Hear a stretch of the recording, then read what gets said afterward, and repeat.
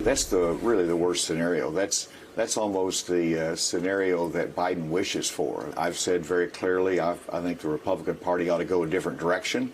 I'm going to work hard to make sure there's the right choices in there and that we make the right selection.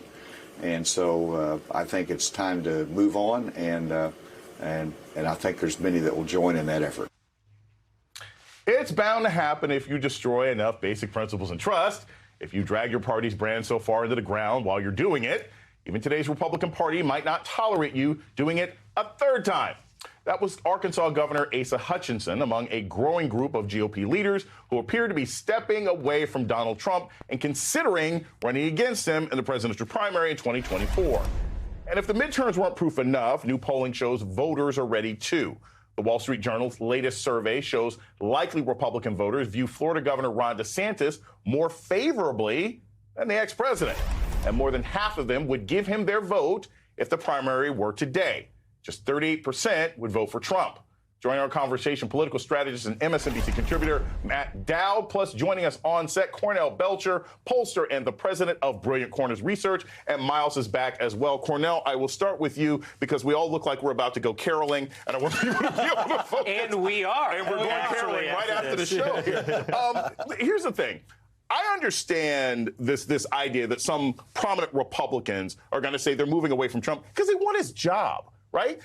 If you're going to run against him, you're, of course, going to say, hey, I think we're moving beyond Trump, et cetera, et cetera. But does that mean that your regular rank-and-file primary voter is moving against Trump? Because I am very skeptical that that's actually happening. Well, let's level set for a moment. You know, there's a lot of conversation about how terrible some of the Republican candidates were in this past election. Mm-hmm. And they want to blame Trump for it. But, you know, the primary voters of Georgia picked Herschel Walker. Yes. Right? Yes. The primary voters of Arizona picked Gary Lake.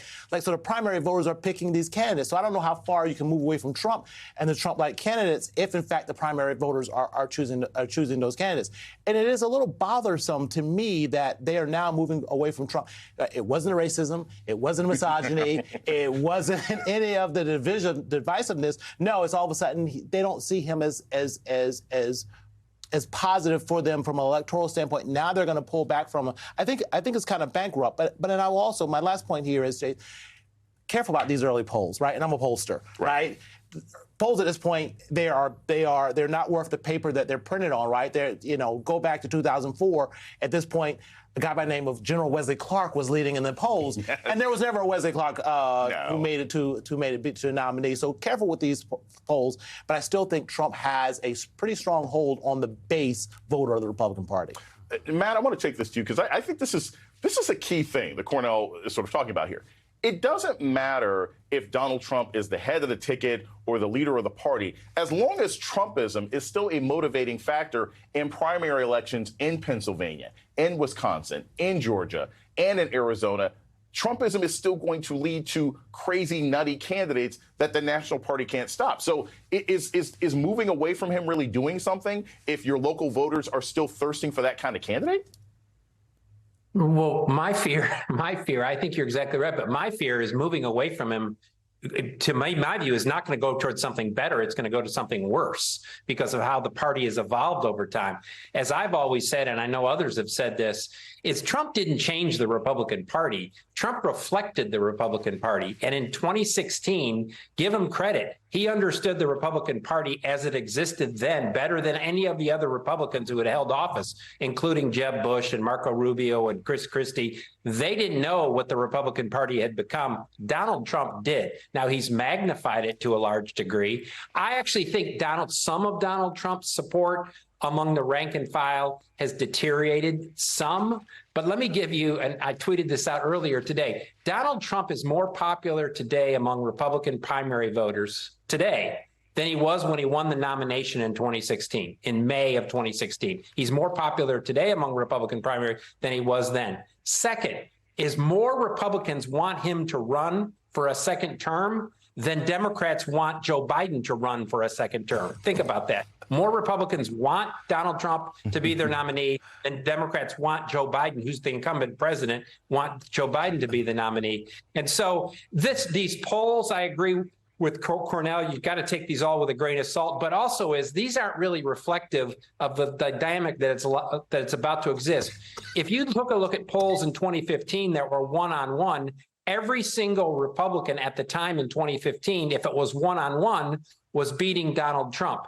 The problem is if this is a multi-candidate field, anywhere close, even half as large as it was in 2016, is Donald Trump's going to get 40% of the vote. And if that's split up among a bunch of Trump juniors, which is what it's likely to be, including Ron DeSantis, and who knows how they're going to respond to the glare of the Klieg lights. And I don't expect Ron DeSantis to wear well, in my view, over time, just watching him in Florida. If it's a multi-candidate field, 40% of the vote wins every primary.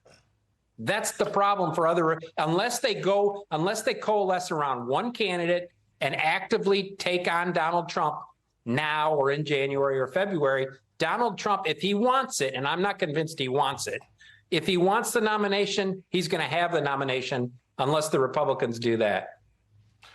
Miles, when I think of the idea of a bunch of mini Trumps running against the original, people like the original recipe flavor, right? And the debates are just going to be like an episode of Wilding Out in three-piece suits, right? It's just going to be a bunch of people throwing slurs at each other, and Trump is going to win that contest. Two things. One, why would anyone realistically think that they have a chance against him in the primary? And two, look, you helped found the Forward Party. Are there still going to be Republicans who are like, okay, I can't vote for the Democrats. I hate this guy. Is this a chance for some third-party person to be effective at a local level, or is it still just going to be this this bipolarity because it's either the crazy guy or the semi-functional Democrats who are running the government? Well, we are seeing people leave the Republican Party in droves. Right. And look, most of those people won't go to the Democratic Party because they've spent their lives over in one tribe. But if we can create, in general, more tribes for them to go into in the independent space, that's a really good thing for democracy because it makes it easier for those people, if the Democrats are the pro-democracy party, to go caucus with the Democrats and win elections. And I think that's one of the really exciting things you see in the independent space is now half of Americans say they're political independents and not Democrats or Republicans. And that tribe of the tribeless needs some homes to go to. Otherwise, they're going to be won over by the extremes, or they're just going to cede the battlefield to the extremes. But, you know, Matthew Dowd said it so articulately just now, he left me with scarcely anything to say. But one of the points that I want to foot stomp is I want to go back 250 years and hat tip one of the founders is when I think it was Madison in the Federalist Papers said ambition needs to be made to counteract ambition. That was one of the guardrails of government. And I think it is one of the best defenses against Trump. People have hoped he would be impeached. People have hoped he would get booted out with the 25th Amendment. And I witnessed those conversations from inside the administration. People hoped he'd get impeached again. None of those things worked. What worked? Beating him at the polls.